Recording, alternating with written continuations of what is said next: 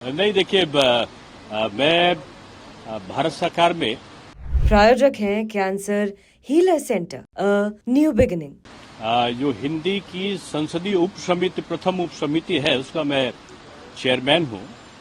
तो उसके नाते माननीय सांसदों के साथ में भारत सरकार के कई मंत्रालय हैं, उनमें हिंदी भाषा का उन्नयन के लिए क्या प्रयत्न हो रहे हैं, उनकी एक निरीक्षण बैठक के रूप में आया था।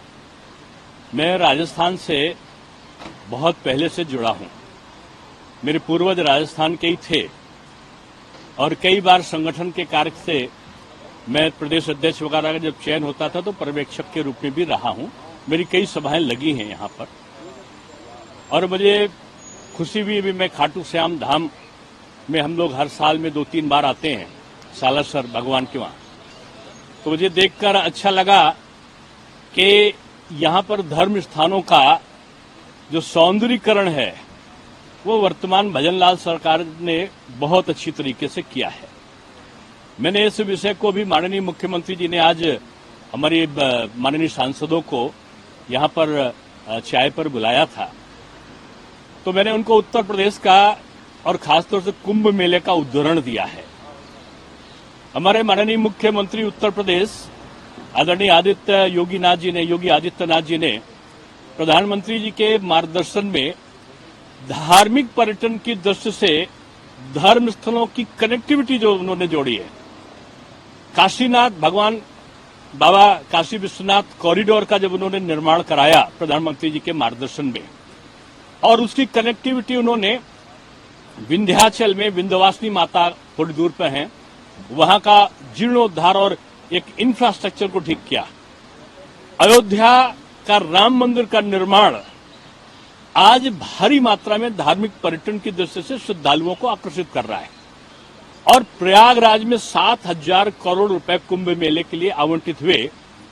उनमें से जो कहना चाहिए कि लगभग 5500 करोड़ रुपए इंफ्रास्ट्रक्चर पर खर्चा किए कि पुल बनेगा, एक्सप्रेसवे पर वो होगा, चौराहों का सौंदर्यीकरण होगा, वहां पर रहने के लिए गेस्ट हाउसेस बनेंगे, स्थायी रूप में घाटों का सौंदर्यीकरण होगा, लाइटिंग की व्यवस्था होगी, पानी की व्यवस्था होगी, बिजली की व्यवस्था होगी।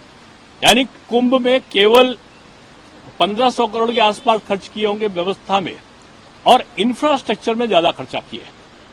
अब आज जो पर्यटक आया है, मैं तो कह सकता हूं वैसे तो कम से कम यानी 1500 करोड़ खर्चा करके अगर 2.5 से 3 लाख करोड़ रुपए का बचत हो, लाभ हो, तो इससे बड़ा कैलकुलेशन अर्थव्यवस्था की समृद्धिकरण के लिए दूसरा नहीं हो सकता। कुंभ की व्यवस्थाओं ने, स्वच्छ जल ने, आचमन लेते हुए लोग दिखे, वहां पर जिस प्रकार से 10 लाख कल्पवासी पूरे महीने रहे हैं, कल कुंभ मेले का समापन है और हर व्यक्ति को भगवान का दर्शन करने का, वहां पर रहने का, पानी की व्यवस्था, साधु संतों के दर्शन का एक इतना बड़ा 64 करोड़ के आसपास कई देशों की आबादी ने, कई देश मिला ले तो नहीं है, और सनातन का इतना बड़ा जमावड़ा जिसमें पहली बार सनातन को लोगों ने एक होते हुए इतनी बड़ी संख्या में देखा। वहां पर लोग स्नान कर रहे थे, वहां पर केवट जी भी थे, निषाद जी भी थे, वहां पर मीणा जी भी थे, वहां पंडित जी भी थे, तो वहां पर ठाकुर साहब भी थे, सब हाथ मिलाकर एक साथ स्नान कर रहे थे। धार्मिक सहिष्णुता का, एकता का, समन्वय का सबसे बड़ा प्रतीक कुंभ का मेला बना है और इसके प्रणेता के रूप में हमारे देश के प्रधानमंत्री जी और मुख्यमंत्री योगी आदित्यनाथ जी थे। कल हमारे वहां समापन है कुंभ मेले का। आज जो वार्ता का विषय मुख्यमंत्री जी के साथ मेरा था, क्योंकि मैं आदरणीय वसुंधरा जी जब थी तो मैंने यहां पर मैं आया था और मैं डिप्टी सीएम था यूपी का, तो मेरे आग्रह पर उन्होंने काफी पैसा खाटू श्याम धाम को दिया था, पार्किंग के लिए, सीवरेज के लिए, वहां की सड़कों के लिए, और खाटू धाम श्याम के जो मंदिर के व्यवस्थापक है उन्होंने काफी बड़ी जगह को उसको डेवलप किया है। खाटू धाम जो आते हैं वो सालासर जाते हैं, सालासर जो जाते हैं वो शाकंभरी माता जाते हैं, शाकुंभरी माता जो आते हैं वो झुंझुन आपका जो दूसरा एक डिस्ट्रिक्ट है जीण माता का, वहां जाते हैं। तो ये 4-5 पर्यटक स्थल धार्मिक ऐसे हैं जो एक दूसरे से कनेक्टिविटी इनकी है।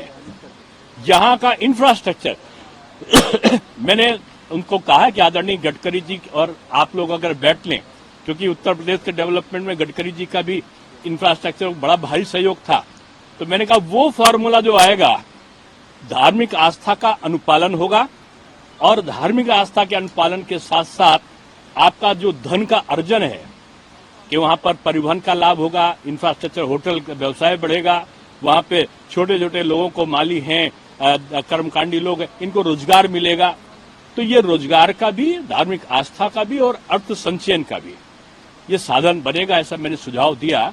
उस पर माननीय मुख्यमंत्री जी ने कहा कि 100 करोड़ रुपए उन्होंने खाटू धाम के लिए दिया। मैंने उनसे सालासर, झुंझुनू माता, शाकुंभरी माता, इनके लिए भी कहा कि एक सम्मिलित पैकेज टूर को बनावे।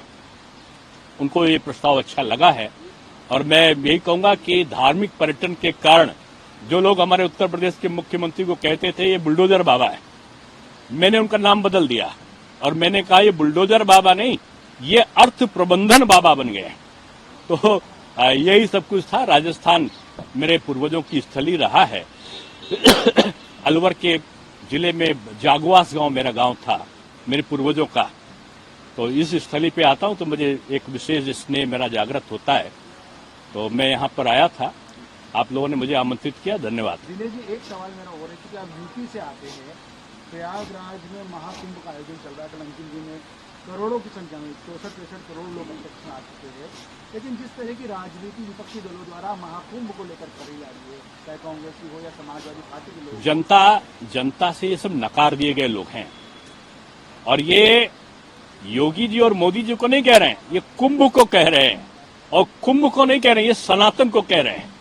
ये सनातन विरोधियों का समूह जमावड़ा, ये सपा, ये कांग्रेस, ये तृणमूल, ये कम्युनिस्ट, ये एनसीपी, शरद पवार, ये आम आदमी पार्टी, ये सपा, बसपा, माकपा, भाकपा, इधर का उधर का जितना दल है, ये सनातन विरोधी है।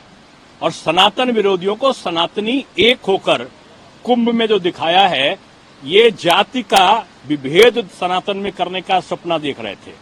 वहां जब इन्होंने देखा कि निषाद राज पंडित जी से हाथ मिलाकर डुबकी लगा रहे हैं और वहां जाटो जी और रावत जी और पासी जी और सोनकर जी हर हर बम बम बोल रहे हैं, तो इनको लगा कि ये मिल क्यों रहे हैं, ये बांटने वाले लोग हैं, ये काटने वाले लोग हैं, इसलिए जनता ने इनको राजनीतिक रूप में काट दिया है, खत्म कर दिया। प्रायोजक हैं cancer healer centre, a new beginning.